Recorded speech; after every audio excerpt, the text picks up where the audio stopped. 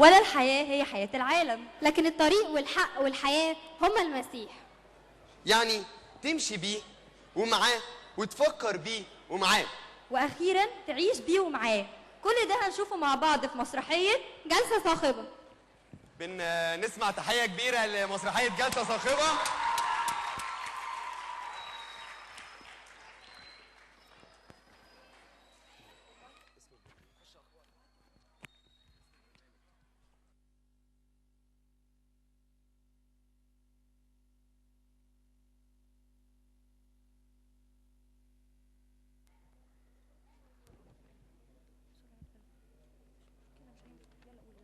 كنتم مع برنامج فاصل ونواصل.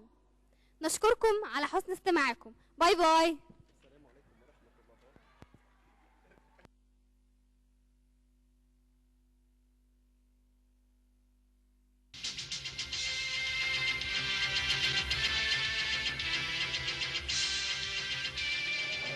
احنا بنصور بس. ايه شوف الاضاءه يا عم انت، الاضاءه جاهزه. بس سكون هنصور. أيها السادة، جاءنا البيان التالي. لقد تمكنت مجموعة من المجانين من الهرب من مستشفى المجانين، وذلك إثر حريق شابة في المستشفى. ويجب أن نوجه عناية السادة القاطنين في أحياء العباسية ومصر الجديدة والزيتون إلى خطورة هؤلاء المجانين. وإليكم أوصاف الهاربين حتى يمكنكم التعرف عليهم. سكر أبو عسل 24 سنة، ضرب المهابيل شارع شمة الندامة. أهم ما يميزه فتحة مناخيره الكبيرة. شمشون 30 سنة، القصيرين عزبة النخل، وأهم ما يميزه العضلات المفتولة. سعاد أبو شعرة 45 سنة، حرة القرع، وأهم ما يميزها وجود شعر أبيض ده. كريمة 27 سنة، حرك الربش، واللي يخش ما يتحرمش. أهم ما يميزها البلاهة والتوهان. نابليون 42 سنة، شارع فوق لنفسك، وأهم ما يميزه ملبسه وشياكته. رأفت كبير الشهير بكراد 32 سنة، حرب ضرباء، أهم ما يميزه تبقى نار تصبح رماد. وعلى كل من يتعرف على المجانين أن يتصل على التليفون 6636 وما تنساش حط 2 في الأول. أيها السادة، لقد انتهت أهم أنبائنا لهذا المساء.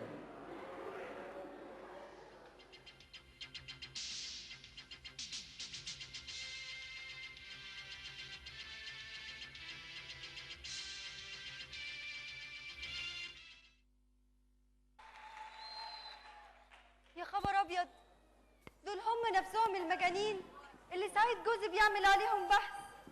يا ترى هو عامل ايه بس دلوقتي؟ هكون عامل ايه يعني؟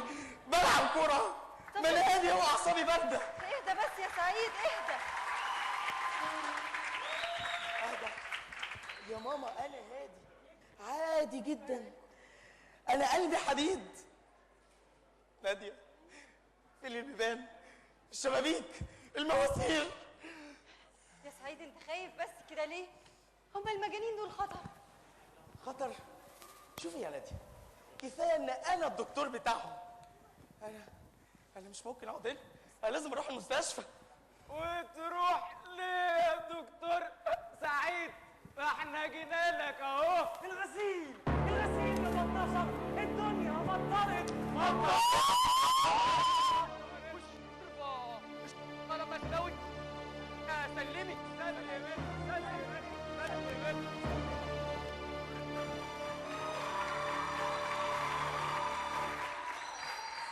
ازيك يا دكتور سعيد؟ ازيك يا دكتور؟ اهلا وسهلا، الحبايب كلهم هنا.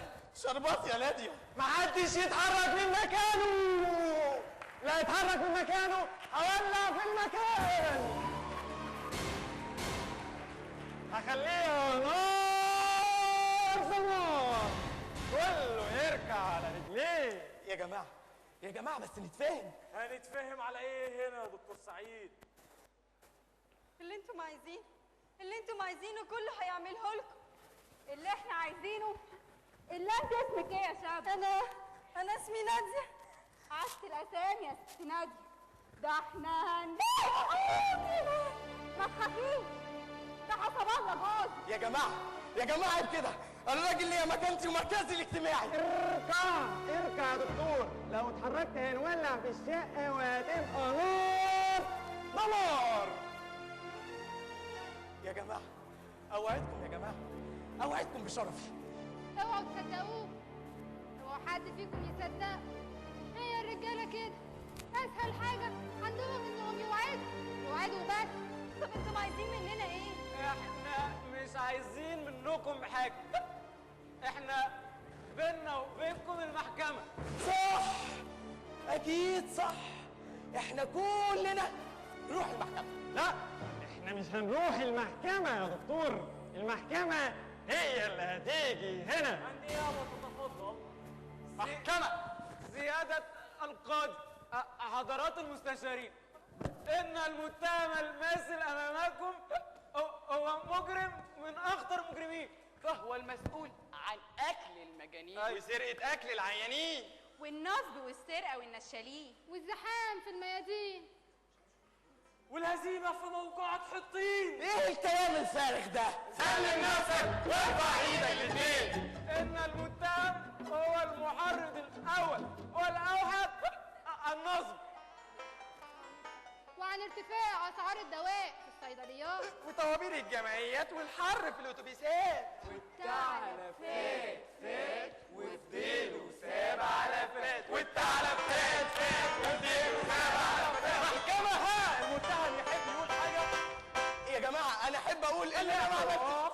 سيد الأدلة، وبعد الاعتراف المفصل اللي سمعناه من المتهم، وبعد ما اتضح لنا كلنا ان المتهم هو المسؤول على الخطة الخماسية والسداسية والسباعية والكلاسيكيه والرومانسيه والسباعيه والملوخية والتقلية، وشك في الحيط وقفاك ليه؟ قررت المحكمة اعدام المتهم سعيد وزوجته نادية شنقا بالرصاص. احنا احسن حاجة نولع فيهم بالنار وتبقى نار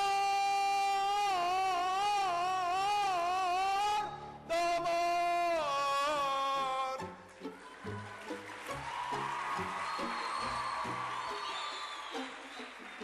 لا، مش هنكسب حاجه من مصر. عندك حق، احنا احسن حاجه نبحث حالتهم. احنا لسه هنقعد نبحث ونعمل ابحاث. ابحاث زهقنا من كتر الابحاث. قاعد تعمل علينا ابحاث. مجانين مش مجانين، مجانين مش مجانين، ابحاث. انت خلتني عامل زي فور التجارب. مجانين مش مجانين، مجانين مش مجانين. خلتني حاسس اني مش انسان، حيوان. لا مش حيوان، فار محبوس جوه المصيادة. لازم يجاوب لانه فار محبوس. فار؟ انا فار؟ اوعى فار. يا جماعه انا كنت بعمل كل ده علشان اساعدكم، اساعدك يا نابليون، انا اساعدك يا كريم، اساعدك يا سعاد. تساعدنا؟ ما انت عارف يا دكتور، عارف كويس. ادي نفسك بس يا ست سعاد. كان فيها شبه منك. هي مين؟ منى مين؟ مرات ابني. ابنك؟ ايوه ابني عام. هعمل ايه دلوقتي لابني؟ عيل صغير ابو سابهولي عنده 2 سنين. ايدي دي ياما مسحت وياما نضفت وياما شالت، وكل ده عشان خاطر عيوني. معلش يا ست سعاد، بكره يكبر ويشيل عنك. بكره يكبر ويشيل عنك، بكره يكبر ويشيل عنك.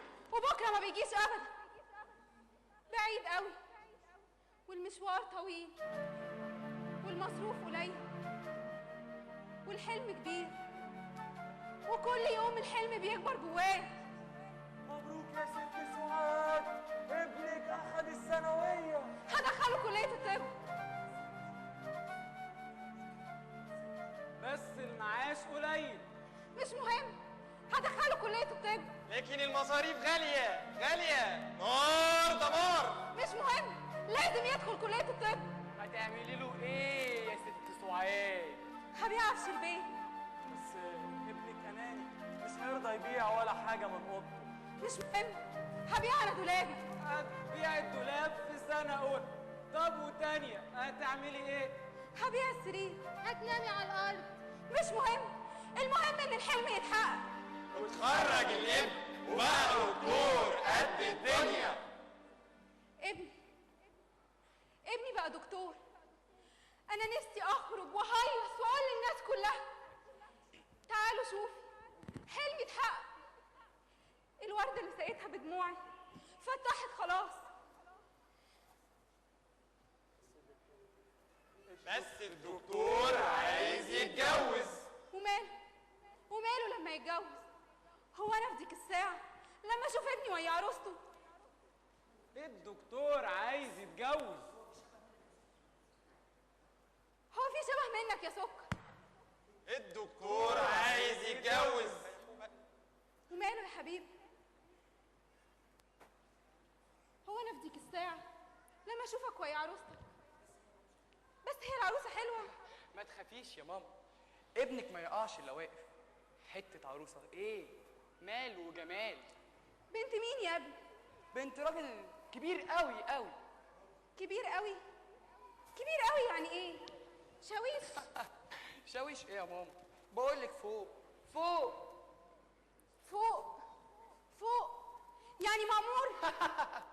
يا ماما المأمور والدكتور والطيار دول كلهم موظفين غلابه في الدوله. عايزه تناسبي؟ ناس بالاستيراد والتصدير. الفلوس يعني. الف مبروك يا حبيبي. بس ايه اللي خساره؟ مفيش شقه. شقتي موجوده يا ضنايا. بس العروسه عايزه تكتبها باسمها. وماله؟ انت ابني وهي هتكون بنتي. ربنا يخليك ليا يا احلى ام في الدنيا. اجمل يوم في حياتي لما ابني اتجوز. اغلى يوم في عمري لما ابني اتجوز وقعد معايا في شقه واحده. اسمع يا عادل، انا مش قادره اعيش مع امك. معلش يا منى، استحمليها برضه، دي امي. واحده فينا لازم تمشي، لا انا لا هي. لا بس دي امي، هعمل فيها ايه؟ قول لها تمشي. بس دي شقتها. لا الكلام ده كان زمان، لكن دلوقتي الشقه شقتي. اسمعيني بس يا منى. واحده فينا لازم تمشي، لا انا لا هي. لا هي اللي لازم تمشي. امشي اروح فين يا ابني؟ الشغل لازم تمشي. ابوس ايدك. الشغل لازم تمشي. ابوس رجلك. مش شغلي لازم تمشي.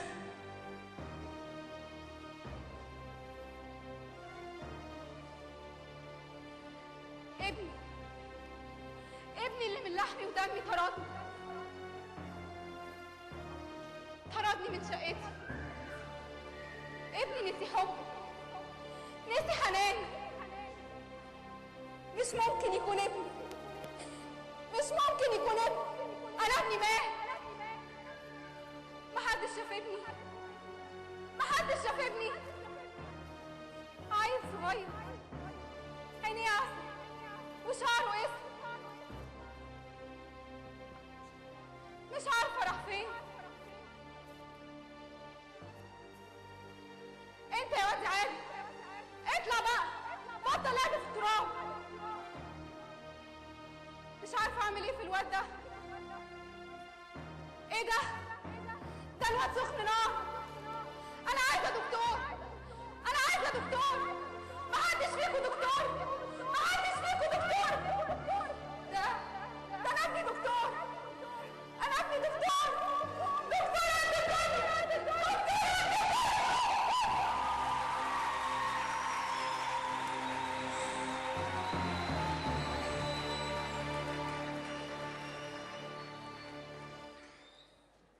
مشكلتك يا ست سعاد انك حبيتي ابنك اكتر من لازم. الله، وانت ايش فاهمك في الشغل يا ست ناديه؟ انا مش قادره اصدق ازاي ابنك يعمل فيكي كده يا سعاد. ابني ما كانش عنده وقت، كان دايما بيذاكر. طبعا يا سعاد، ما انت كنت عايزاه يدخل كليه الطب، بس يا ترى ما فكرتيش هيروح فين لما حياته على الارض هتنتهي؟ يعني انا السبب بعد كل اللي عملته عشانه ده انا اديته كل حاجه وما بخلتش عليه باي حاجه. لا بخلتي باهم حاجه، وهي انه يعرف ربنا يسوع المسيح الماء الحي. البير الفاضي ما يرويش، واللي ما يتمليش بحب ربنا لا يمكن يعرف الحب. وانت يا ست سعاد كنت بتهتمي بابنك، لكن انا ما كانش في اي حد يهتم بيا. مش صح، مش مظبوط. افتكر يا سكر، انت ليه جيت المصحه؟ الله الله الله، جه زياره يا اخي. ولا يمكن جه عشان يصيف. حتى المصايب غاليه نور. حاول تفتكر يا سكر. الدكتور عايزك تفتكر يا اخي. حاول تفتكر يا سكر. اعصر مخك يا سكر. افتكرت ابويا كان بشنب كبير يقف عليه اسدين. ابتديت افتكر يوم لما اتولدت كانت فرحه كبيره قوي قوي في العين. ابويا وامي عملوا لي اسبوع كبير. حلقاتك برجالاتك، حلقاتك في وداناتك، يا رب يا ربنا تكبر وجبنا قدنا وتبقى مجنون زينا. اسمع كلام امك وما تسمعش كلام ابوك. مبروك يا ابو الولاد. اللي جاب لك يخليل. الف مبروك يا حبيبتي، لكن هتسموه ايه؟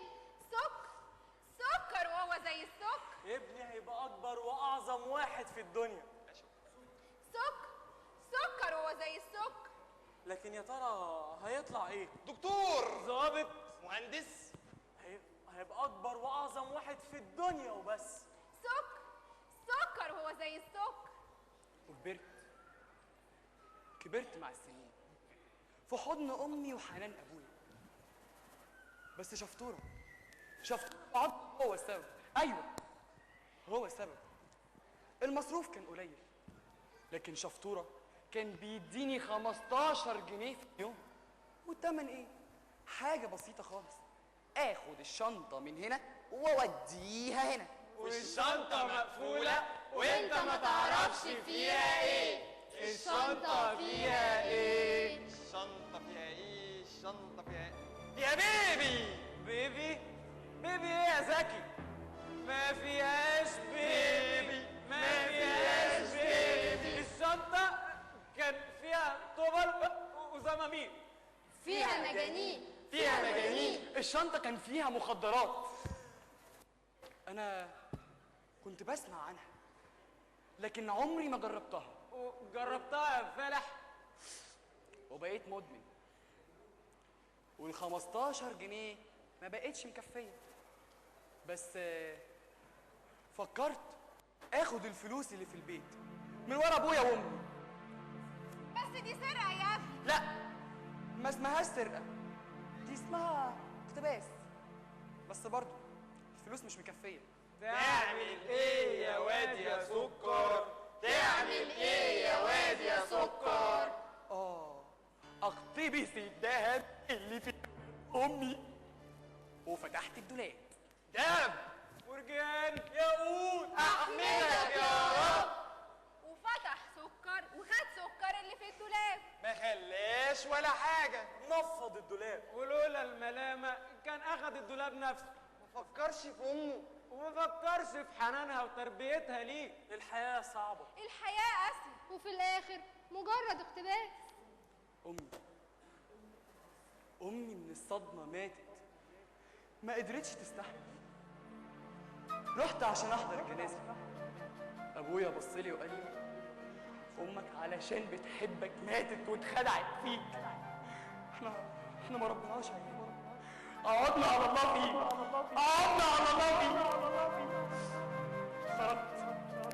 خرجت من الجنازه مش عارف انا رايح فين. احساسات بتصرخ جواك وبتقول انت اللي قتلت امك. انت اللي قتلت امك. وندمت لكن بعد فوات الاوان ساعتها لقيت امي بعينها واقفه قدامي. قعدت اصرخ واقول سامحيني يا امي، سامحيني يا امي، سامحيني يا امي.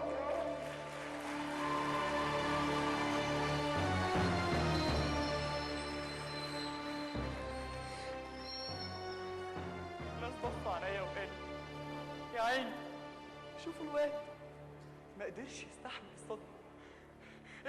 الواد اتجنن، لكن انا مش مجنون، انا مش مجنون يا دكتور سعيد، مش مجنون. هي ايه مشكلة سكر يا سعيد؟ يا بنتي مشكلة سكر مشكلة تقوس ارتداء في اللاوعي اللي في الأعماق الداخلية. لا يا سعيد، مشكلة سكر مشكلة ضعف، ودي موجودة فينا كلنا. يا سلام. ايوه موجودة في كل واحد فينا. ضعف؟ لو كلكم في مشاكلي مش هيبقى ضعف. كلنا ظروفنا صعبة، لكن الفرق ان مش كلنا بنستسلم للضعف. لو كان انسان كنا حاربناه، لكن ده جزء مننا، والحل ان احنا نلجأ لقوة تانية هي ربنا هو اللي قال قوتي في الضعف تكمن. لكن المشكلة في المرسيدس. اشمعنى؟ المرسيدس كانت غالية، نار، دمار، وأنا طول عمري بحلم بالمرسيدس. لما كنت موظف بسيط على قد حاله بالعافية قدرت أتجوز، وكان نفسي أجيب عربية فيات. رضا هو حد لاقي؟ بس في ناس كتيرة بتركب المرسيدس. ما انا ركبت المرسيدس والتمن كان ضياعي. والواحد يركب سيات ليه؟ لا مرسيدس مالها المواصلات؟ ما فاضية وزي الفل. لكن أنا بقى كنت بحلم بمرسيدس، وفي يوم جالي عقد عمل بره في بلد عربي، وكنت فرحان وجريت على فوزية. يا فوزية خير يا اخوي، مالك فرحان كده ليه؟ جالي عقد عمل بره في بلد عربي وهجيب فلوس كتير. طب ما تاخذنيش في ده السؤال يعني. البلد العربي دي بعيد ايه يا فوزية؟ بقول لك هجيب فلوس كتير. فلوس؟ واحنا عايزين فلوس في ايه؟ ما احنا عايشين كويس والحمد لله. هي دي عيشة يا فوزية؟ أنا نفسي أجيب الخنزيرة. ان كان على الخنزيرة اشتري لك حمار يا اخوي. حمار ايه يا فوزية؟ أنا بتكلم عن الفلوس، الملايين. يا فوزية خنزيرة يعني مرسيدس يا فوزية. عارفة فوزية ايه هي المشكلة؟ خير يا اخوي، هو في مشكلة؟ المشكلة الأرنب الأولاني، وبعد كده الأرانب هتكتر وتملى علينا البيت. طب خلاص، ان كان على الأرنب هعمل لك ملوخية بالأرانب. ملوخية ايه يا فوزية؟ ملوخية ايه بس يا فوزية؟ أنا بتكلم عن الفلوس، الملايين. طب وهتغيب كتير يا اخويا؟ ما تقلقيش، كلها 10-15 سنة وأرجع بالمرسيدس. والغربة صعبة، والفرقة صعبة، والعيشة صعبة، وكل حاجة صعبة، واليوم هناك ما بيعديش، ومرت السنة ورا التانية، والحلم يقرب يتحقق. واتحقق الحلم وجبت المرسيدس. مش هتقولوا لي مبروك يعني ولا ايه؟ مبروك. اللي جاب لك يخلي لك يا اخويا. بيب بيب. اتربى في عزك يا استاذ. بيب حقيقي تستاهل التعب. بيب. نسيت كل التعب لما شفت المرسيدس تحت البيت. من فرحتي قلت لابني ومراتي ياخدوها ويتفسحوا بيها. خد يا ولد المفتاح، فسح امك وتعال. حاضر يا بابا. خلي بالك منها. ممكن تفتح الباب لبابا لو سمحت عشان مكسل. هي دي اللي تاخد الجواز. البنزين فين؟ دواسة البنزين على ايدك اليمين، فرامل على الشمال، عشان يلا دي ماما نتفسح وسيبك من بابا. على مهلك ها. خليك في حالك. لو عرفت ترمي مامتك في اي ترعاوي تيجي تعالى. حاسس ايه الحاجة يا رب؟ العربية ولعت وكل اللي فيها ماتوا. المرسيدس اتحرقت. المرسيدس ولعت. المرسيدس اتحرقت وحرقت معاها مراتي وابني. اتحرقت وحرقت معاها كل احلامي. اتحرقت وحرقت معاها كل احلامي. اتحرقت وحرقت معاها كل احلامي.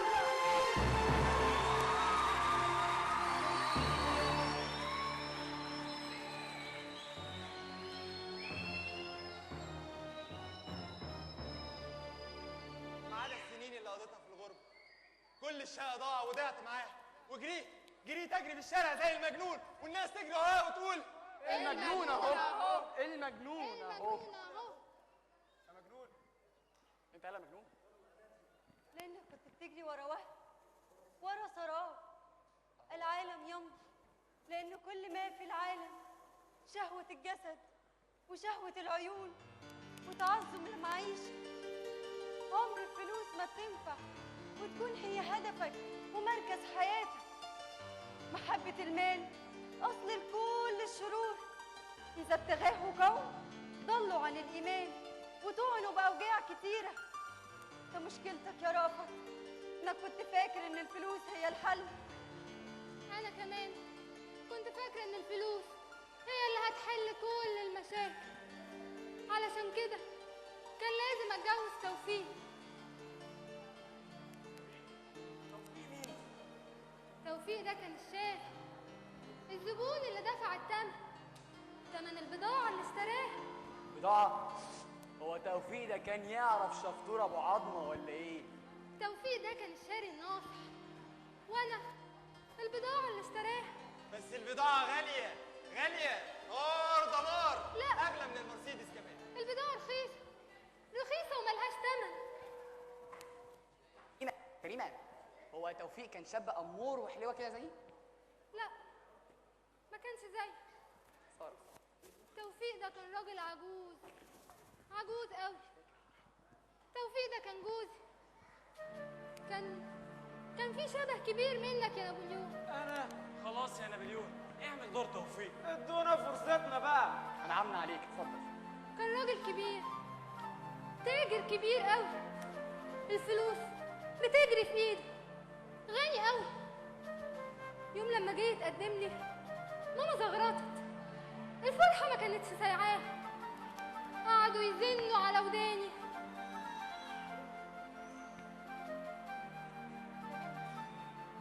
يا بنتي فكري في توفيق، ده 1000 واحدة وواحدة تتمناه. بس يا ماما ده راجل كبير وما يعرفش ربنا. يا بنتي الراجل ما يعجبوش الا جيبه. واحد كلها يومين وتورثيه وتتمتعي بالعز ده كله. بس يا ماما. مفيش بس يا ماما. طب فكري في اخواتك، فكري في اخواتك اللي ما بياكلوش اللحمه الا في العيد. يا ماما بقى. مفيش بس. طب فكري في امك، فكري في امك في اللي بختها مال مع ابوكي. عايزه تخيبي خيبتها؟ عايزانا نفضل عايشين في الفقر ده يا بنتي، ولا عايزه بختك يميل مع ولد من شباب اليومين دول اللي مش لاقيين ياكلوا؟ كان لازم اوافق بعد كل الضغط ده. الطرحة من نيويورك، والفستان اجيبهولك من باريس، والجزمة اجيبها لك من لندن. اوضة الصالون خشب موسكي، واوضة النوم خشب زان. الشقة بقى اجيبها لك 13 اوضة و5 حمامات. انبهرت. الفلوس والمظاهر عمت عينيا. واتجوزنا ومرت سنة وجه ابننا وائل. ابني كان عزائي الوحيد في الدنيا. علشان كده كنت بستحمل اهانات توفيق ليا. كان بيعاملني بقسوة وبوحشية. وفي يوم فكرت اقول لا، اواجهه. كان راجع من بره سكران وكان لازم اقول لا. انتي ضد لسه صاحيه لحد دلوقتي؟ قومي حضري العشاء يا بت. لا لا، انت هنا خدامه في البيت. لا الله، انت هنا زي اي كرسي في البيت. لا ايه ده؟ انت اول مره تقولي لي لا. انت ملكي، كل حاجه فيكي ملكي، انفاسك نبضاتك ملكي. لا لا لا الله، اول مره تقولي لي لا. وبنت ده متعلمتي تقولي لا، يبقى لازم تموتي.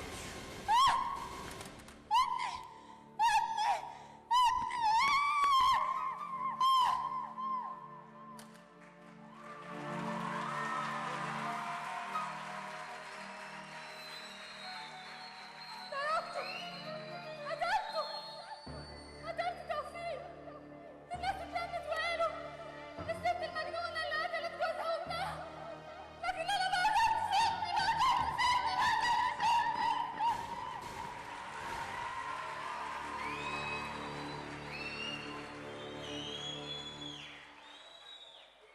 أسر مفككة، عائلات مبنية غلط، الأساس غلط، ولما يكون الأساس غلط العمارة كلها هتقع. خلاص، كل الناس بتجري ورا الفلوس، الفلوس وبس. انا بقى مراتي عمرها ما فكرت في الفلوس، كانت راضيه بالقليل اللي كنت بكسبه من شغلي. وانت كنت بتشتغل ايه يا شمشون؟ كنت شغال حاوي بلياتشو. كان لازم اعجب الناس. كنت انام على الازاز واكل الزلط، وكنت افرح لما اشوف ضحكة الولد وابتسامة البنت. اصل مراتي ما قدرتش تجيب لي لا ولد ولا حتى بنت، بس هي بالنسبة لي كانت كل حاجة. والصحة حديد، والصحة حديد. فكرية مراتي كل يوم كانت تستنى رجوعي، تمسح دموعي، تنور بالحب شموعي، تسأل عن تعبي وتداويني.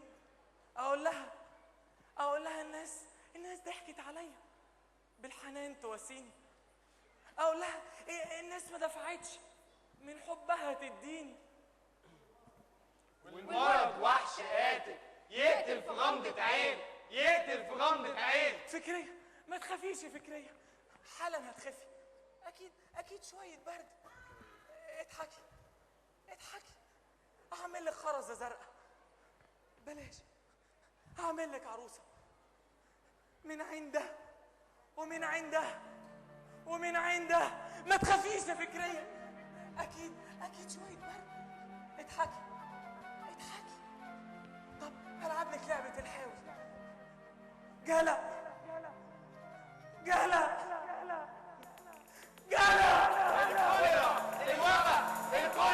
الوبا. ما كانش برد، كانت الكوليرا أخذت فكرية. سلم أمرك لله، لكن الروح معايا. سلم أمرك لله، الروح ويايا. سلم أمرك لله. اللي بيروح ما بيرجعش، مش هتلاقيها. مش في الشارع ده ولا في الحارة دي ولا الميدان ده. فضل يجري في الشارع ينادي على الحب الضايع. الناس افتكرته مجنون، شاوروا عليه وقالوا المجنون اهو، المجنون اهو. مش ممكن انساها.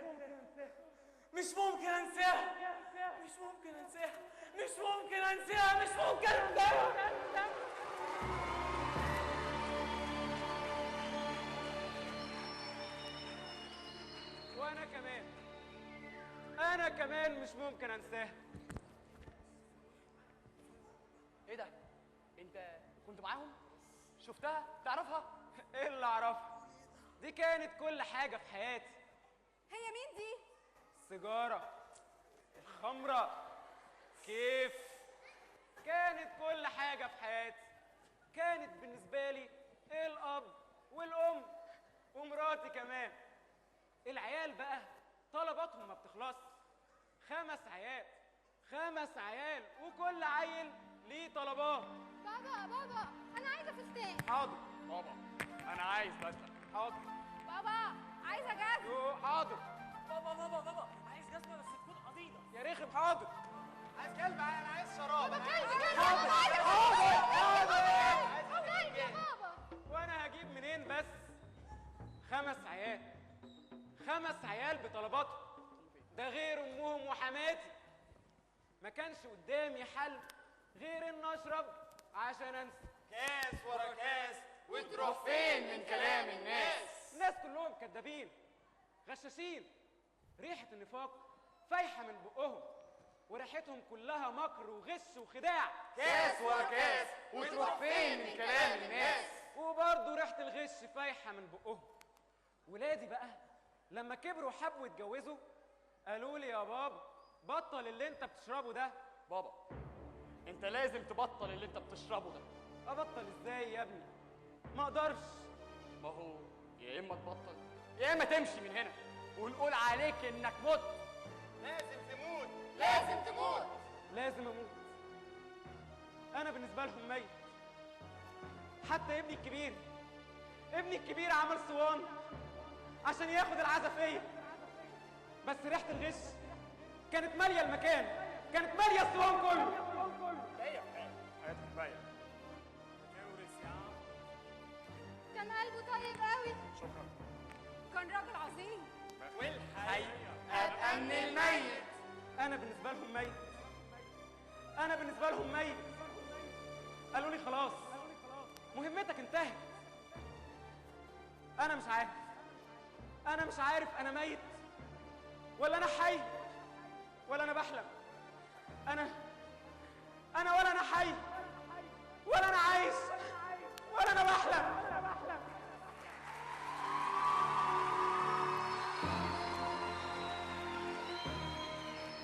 بس الأولاد حسوا بغلطتهم يا نابليون. كانوا مستنيينك تسامحهم، بس أنت اللي مرضتش. اسامحهم بعد ايه؟ بعد ما راح كل حاجه؟ انا حتى خلاص ما بقيتش قادر اقف على رجلي. لا، لازم كلكم تقفوا على رجليكم وتبتدوا من جديد. من جديد ايه بس؟ هو حد عارف رجليه من ايديه؟ ما احنا طول عمرنا عايشين صح لحد ما النحس ركبنا وماتت فكرتي. حياتي كلها انتهت،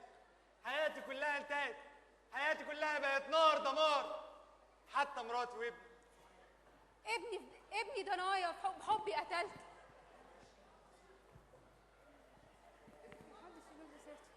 محدش يجيب لي سيرته. انا ما قتلتوش، ما قتلتش ابني. هو في حد ام تقتل ابنها؟ ايوه انا قتلت ابني يوم ما اديته كل حاجه وحولته لانسان اناني. فعلا اناني. انا كنت اناني لما تسببت في موت امي وغضب ابويا عليا. بس ناديه قالت ان احنا ممكن نبتدي من جديد وانه لسه في امل. ده انا كان عندي بنت اسمها امل. يا ترى هم عاملين ايه دلوقتي؟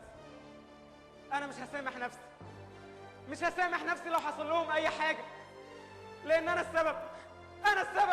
يوه امل ايه؟ انا خلاص كنت نسيت. ليه هتقلبوا عليا المواجع؟ انا كمان لازم انسى المرسيدس وابتدي من جديد. بس ازاي انسى ابني ومراتي فوزيه؟ قصدك فكريه؟ دي عين وصابتها ومني خدتها. حاولت احميها، حاولت الاقيها، لكن يا خساره الكل خدتها. كان في ايديا وانا ضيعته. ابني ضنايا بحبي قتلته. مره في مره، شمه في شمه، وكلمه في جمله وجمله في سطر. كنت أيوة. بحلم حلم عادي، بيت صغير وعيش هادي. حاجة لادي بكرنب زبادي، شالوا وحطوا كله علادي. كله اللادي. ده انا ضيعت حياتي عشانها. ما يكفيش، احساس ضعيف بيقول مفيش. ما يكفيش، عايزين نعيش عايزين نعيش عايزين نعيش عايزين نعيش. مش مهم ازاي نعيش، مش مهم بكام نعيش، المهم لمين نعيش. لمين نعيش لمين نعيش. ممكن تكونوا اخترتوا غلط، حبيتوا غلط، كله غلط في غلط، لكن ممكن تبتدوا من جديد وتعيشوا صح. نبتدي ازاي من جديد بعد ما ضاعت مراتي فكريه فكريه منك. لا يا شمشون، انت اللي اهملت في علاجها وجريت ورا الخرافات وصدقتها. الخرزه الزرقاء وحدوه الحصان واصحاب من هنا واصحاب من هناك. مفيش حاجه اسمها نحس طول ما انت مع يسوع. على فكره المشكله هي الفلوس. لو شمشون كان معاه فلوس كان قدر يعالج فكريا، لكن المشكله هي الفلوس. عندك حق يا سكر، هي مشكله في الفلوس. يمكن لو كان معايا فلوس ما كانتش فكريه ماتت. لا لا، سكر نفسه قدر يحل مشكله الفلوس، لكن ما قدرش يبقى سعيد. الفلوس عملت فيكوا قد ما عملت وبرضه لسه بتجروا وراها. السعادة دي بعيدة عننا قوي يا نادية. السعادة قدامكم بس انتوا اللي مش شايفينها. بالمناسبة يا سكر، أبوك كان بعت لك جواب على المصحة، خده اقراه. أبويا؟ يمكن يكون فيه أخبار حلوة. هاي يا سكر، الجو فيه حاجة كويسة؟ ما ترد علينا يا سكر. في إيه يا سكر؟ في إيه يا سكر؟ في إيه يا سكر؟ في أبويا بيقول إنه سامحني. اسمعوا، بيقول لي يا سكر يا ابني أنت مكانك هنا معايا، أنا محتاج لك جنبي. شفتوا يا جماعة؟ شفتوا إن لسه في أمل؟ لسه في حياة؟ الحياة فيها كتير ليك بس انتم اللي مش شايفينها. وانتم مع ربنا أكيد حياتكم هتبقى أحسن. كريمة جديد، سعاد جديد، شمشون جديد، رافت جديد، سكر جديد، ونابليون جديد. ايوه صح، كله هيبقى جديد في جديد. ايوه لكن مفيش لكن، مفيش تردد. النهارده كل واحد حاطط عينه على مصدر القوة وماشي ماشي. أي مشكلات هتعدوها. مشكلات؟ هو هرجع فكرية ازاي؟ ايوه لكن البوليس بيدور علينا. سيبوا بقى الموضوع ده عليا انت يا دكتور سعيد. ايوه انا. ما تستغربوش، انا وانا بسمعكم حسيت ان انا فعلا ظلمتكم. انا عاوز اقول لكم ان انا هعمل كل ايه ده؟ مين؟ بوليس! ما تخافوش. خشوا جوه.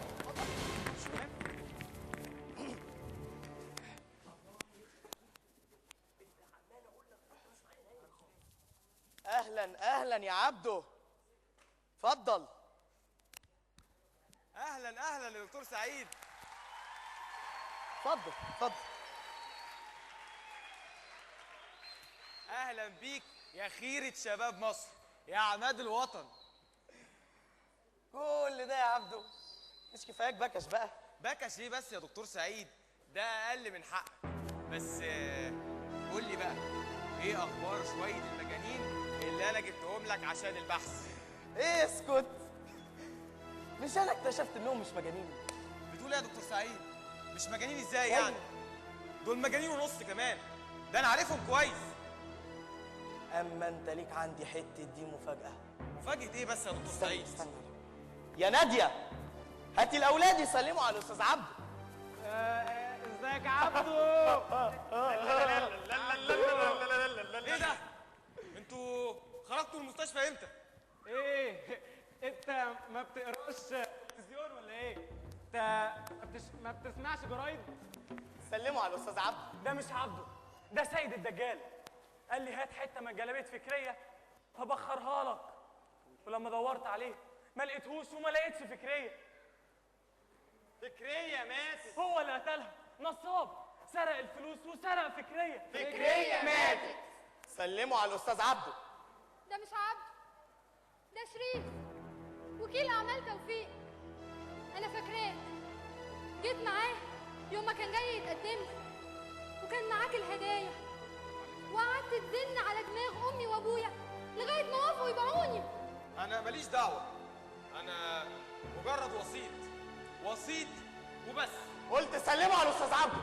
لا يا دكتور، ده مش عبده، ده سامي زميل عادل ابني، كان هناك يوم ما طردنا وهو اللي جابني المصح.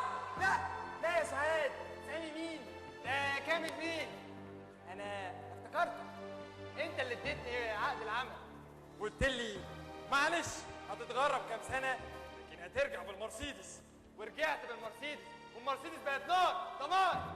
هو ده جزاتي ان انا كنت عايز احقق لك حلمك، وضاع الحلم وضاع العمر، وبقينا مجرد مجانين. ما قلت سلموا على الاستاذ عبده. الله، لا ده مش عبده، ده المعلم زغلول. عرفني على شفطوره، هتاخد 15 جنيه في اليوم، بس هتشيل شنطه صغيره. يا واد خليك حرك يا واد، ده انت هتاكل عسل، انت هتكسب ذهب. فتحت الشنطة وجربت اللي فيها.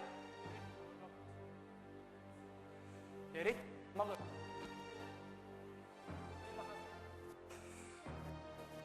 عاوز شمة؟ خد شمة. اديني شمة واحدة. هات فلوس. ما فيش فلوس. اسرق، اقتل، ما اعرفكش انا مالي.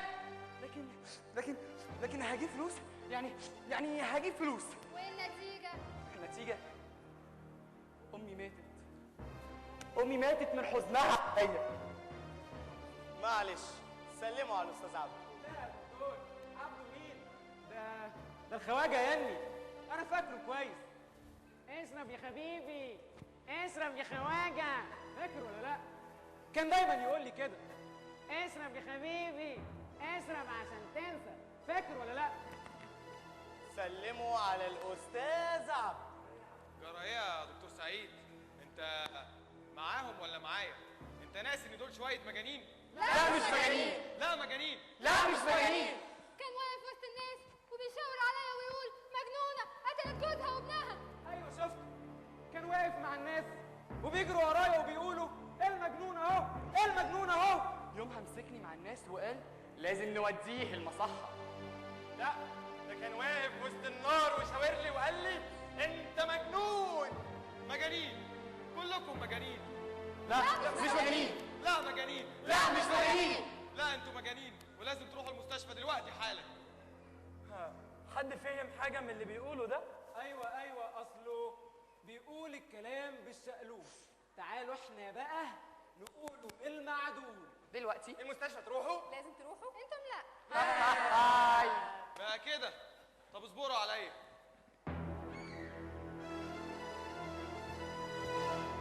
الو، ايوه يا فوزي، بقول لك ايه، انا قدرت اقبض على ال6 مجانين اللي هربوا امبارح من المستشفى.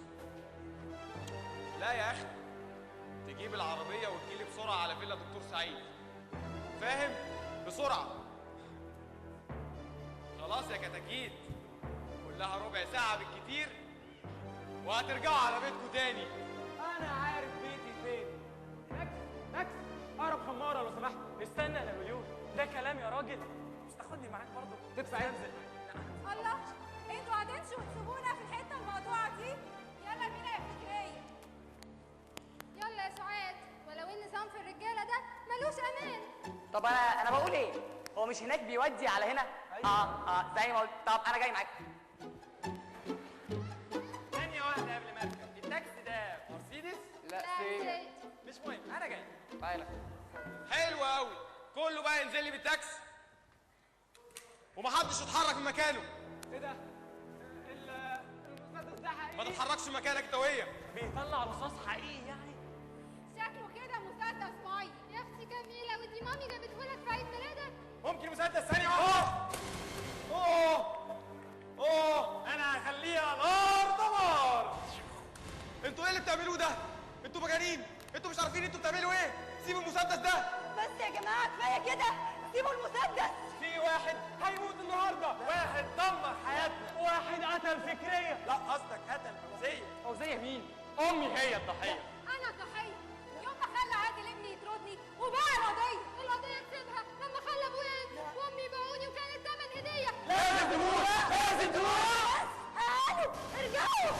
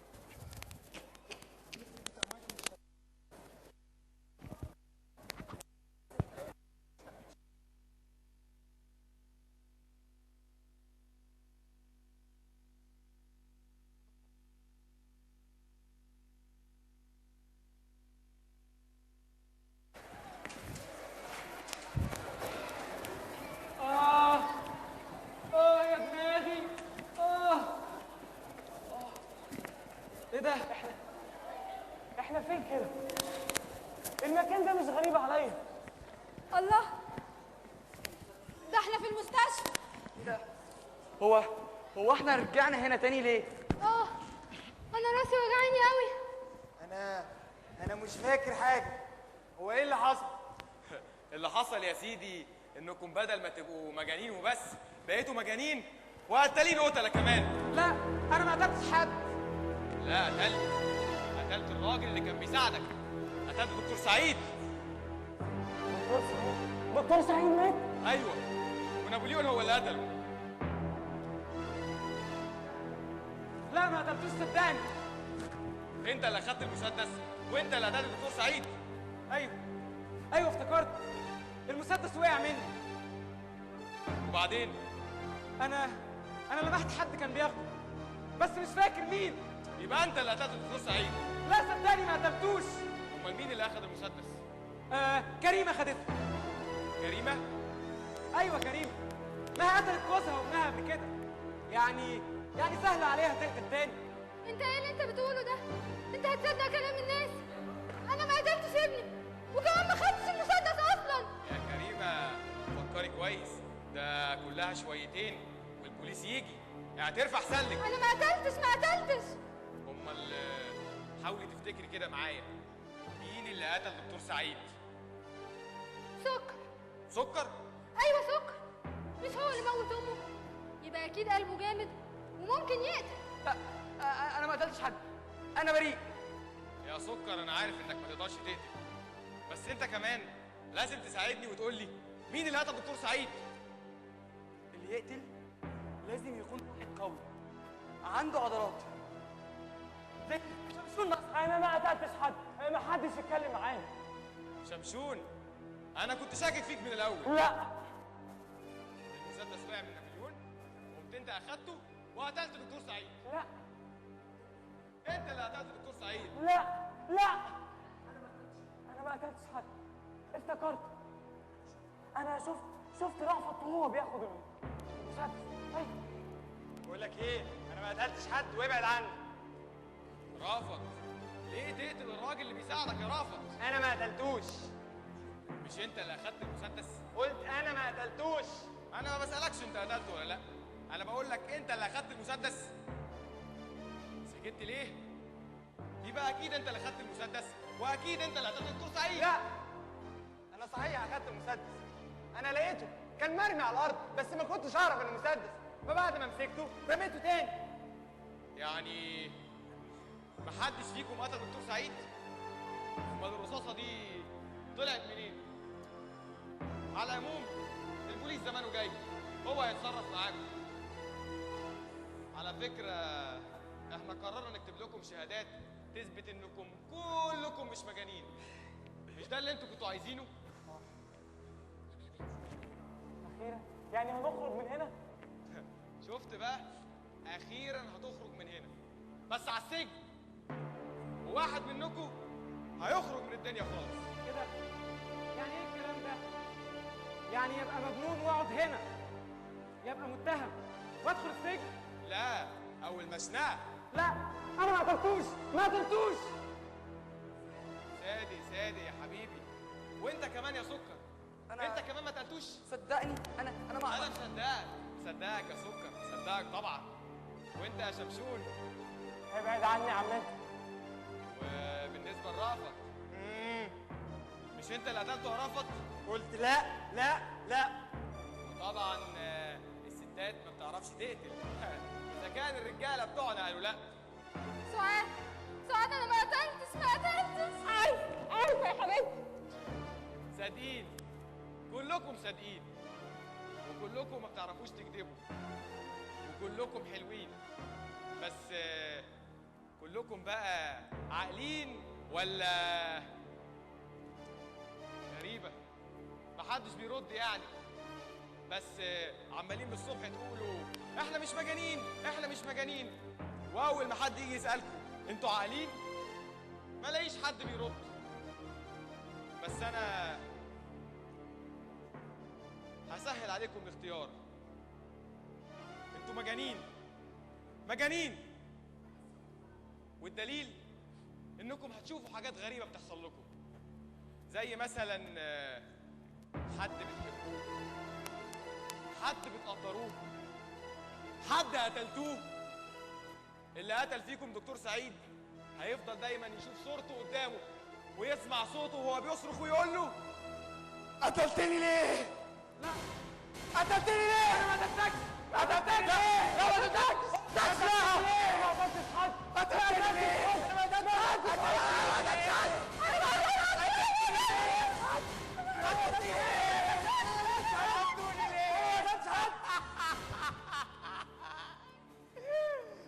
بس يا سيدي، اكيد كده كلهم اتجننوا رسمي. طبعا هو حد يقدر يتخيل اللي احنا عملناه فيهم ده؟ مين كان يصدق ان كل اللي فات ده كان عبارة عن اهم تجربة احنا عملناها عليهم، نخليهم يهربوا من المستشفى وهم مقتنعين انهم مجانين.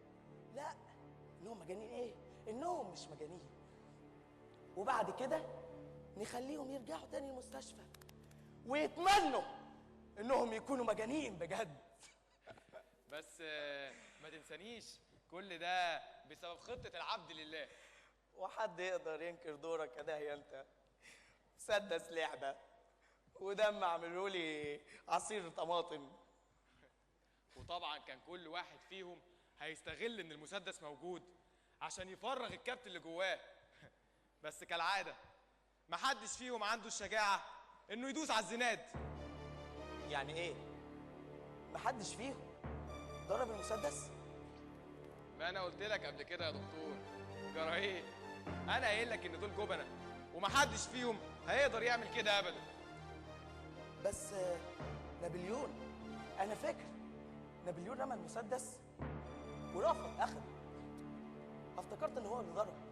رافض ده غلبان، ده كان فاكر المسدس ده دواسة البنزين بتاعت المرسيدس، وهو نازل ياخده كان عمال يقول عن عن. بس انا في حاجه بقى مش داخله مخي. ايه بقى الهدف من التجربه دي كلها؟ افهمك يا سيدي. التجربه دي هي اهم نقطه في البحث بتاعي. ليه؟ لانها بتثبت ان لو الانسان اتحط قدام خيارين، لا اما يبقى مجنون ويعيش، لا اما يبقى عاقل ويموت، هيختار طبعا ان هو يعيش ويقول على نفسه مجنون. ده كمان شويه شويه هيقنع نفسه بكده، ومش بعيد يبقى مجنون بجد. بصراحه الكلام ده كبير ويصعب على امثالي فهمه. بقول لك ايه، اديني القرشين اللي اتفقنا عليهم وخليني امشي. طب امسك، بص خد ده، خلاص اتفضل. ماشي، بس انا كنت عايز اقول لك حاجه. قول. انت عارف بقى مين اللي صعبان عليا في الموضوع ده كله؟ صعبان عليك؟ مين يعني؟ الست ناديه. مراتي؟ ايوه يا عيني، مش فاهمه اي حاجه خالص. لا فاهمة الغش والخداع والنفاق. لا بقول لك ايه، كفايه انا كده بقى وسلام. انا ناديه؟ ايوه ناديه. ايه اللي انتوا عملتوه ده؟ انا سمعت كل حاجه. ازاي تعمل كده يا سعيد؟ همكش مصير الناس الغلابه دول؟ انتوا بتفكروا؟ لا اهدي يا ناديه، اهدي. بيهمكوا بس كل مستقبلكم المادي والعلمي وبس. طب والناس الغلابه دول ما بصيتوش عليهم؟ ناديه انا ما غلطتش. لا غلطت. انت مين اصلا قالك؟ مش مهم عرفت منين. المهم انك وغلطت غلطه كبيره قوي. كل ده بتخدعني وانا صدقتك للاسف. والناس دول ذنبهم ايه معاك؟ ذنبهم ايه؟ بس هم كمان غلطانين. سلموا لليأس وصدقوا اللي بيقول لهم انتوا مجانين. لو كانوا لجوا لربنا كانوش بقوا كده. انتوا كمان لو مريتوا بشدة في حياتكم هتعملوا ايه؟ هتجروا وتهربوا، ولا تصلوا للي خلقكم عشان يساعدكم؟ وانتوا كمان قوموا معايا. قوموا وصلوا للي خلقكم. قوموا قولوا له انتوا مش مجانين. قولوا له انتوا مش مجانين. انتوا مش مجانين.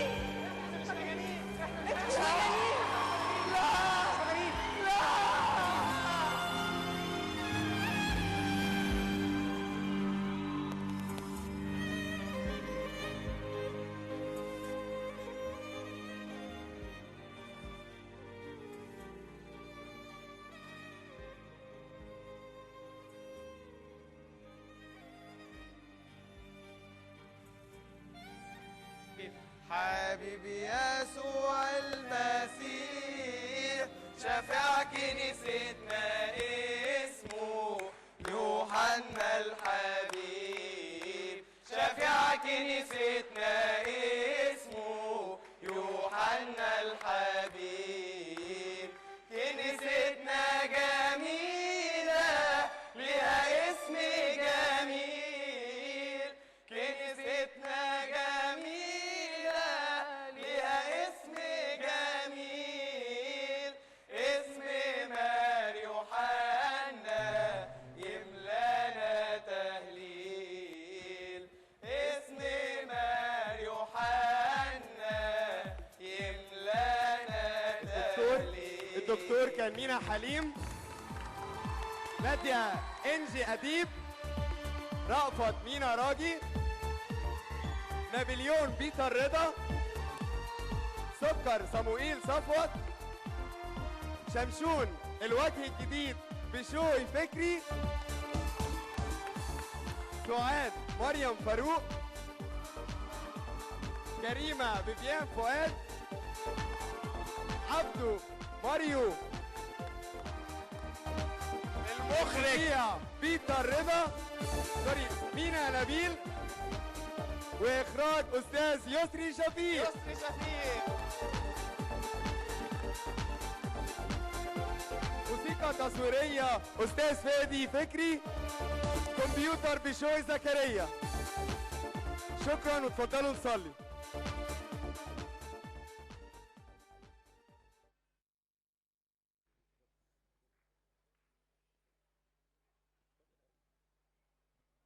Amin alleluia zuxa betrike eioke agiom nevmati kening Kestos ionas ton ionan amen ten oshi volen goemos Jesus be Christus zmo beklom te tirom biten tekmet Christus epshoisen yaru ni mominim ni sitinem ni Karbos sotiamon ohnainan Kyrie eleison, Kyrie eleison, Kyrie vlogison, amin zmoiro istematan yakon. بخريستوس بنوتي يا ملك السلام اعطنا سلامك، قرر لنا سلامك واغفر لنا خطايانا. بارك يا رب بشعبك، بارك في ميراثك، بارك يا رب بكل ولادك اللي قدموا وتعبوا يا ربي في خدمة اسمك القدوس، من أجل يا رب أن يتمجد ويتبارك اسمك القدوس في حياتنا، في شفاعة كلية طهر العفاف من نور مريم والقديس ماري يوحنا الحبيب.